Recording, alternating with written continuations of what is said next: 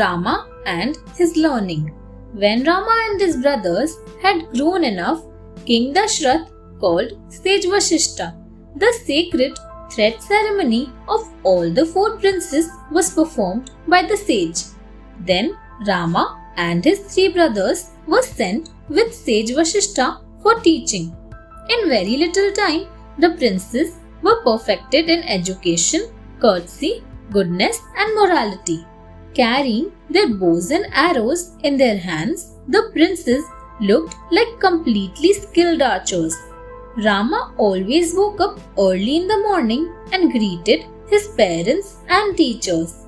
Then, taking their permission, he performed the routine work of the kingdom. Seeing the true devotion of his son, the king felt great happiness and satisfaction. Rama and his three brothers became famous throughout the three worlds and wiped out the fears of their devotees. All these habits and characteristics could be cultivated in the princes due to the significant role played by sage Vashishta in their teaching. According to the sage, the habit of laziness is actually a disease that is responsible to bring unhappiness in man's life. This is exactly what he taught to his students. Rama and the nose ring.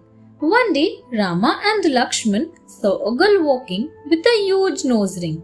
The brothers thought of a mischief. Lakshman shot an arrow.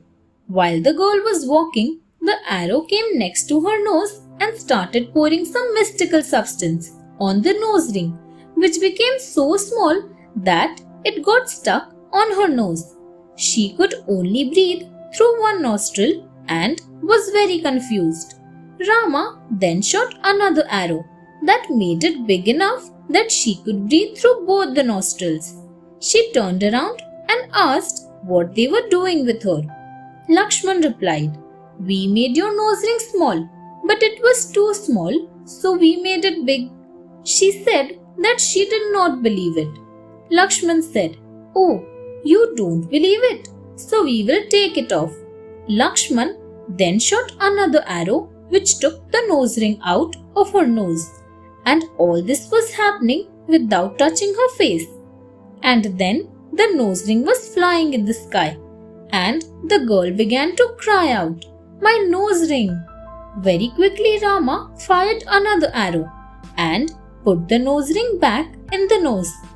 Such were the childhood pastimes of Rama.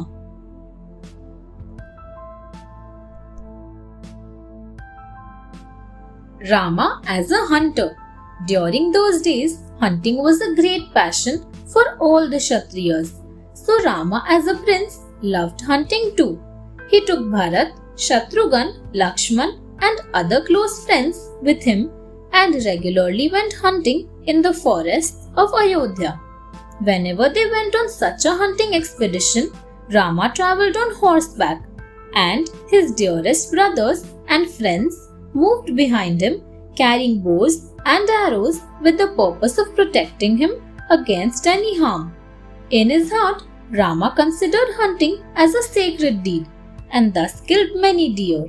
The souls of the deer which were killed by the arrows of Lord Rama directly attained salvation and reached heaven.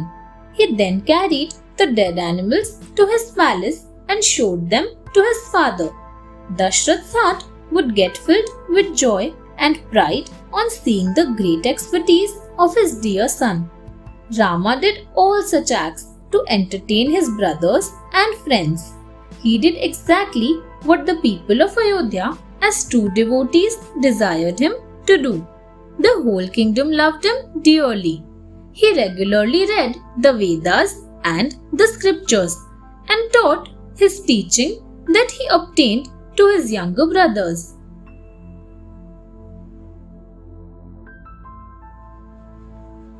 Sage Vishwamitra asked for Rama and Lakshman.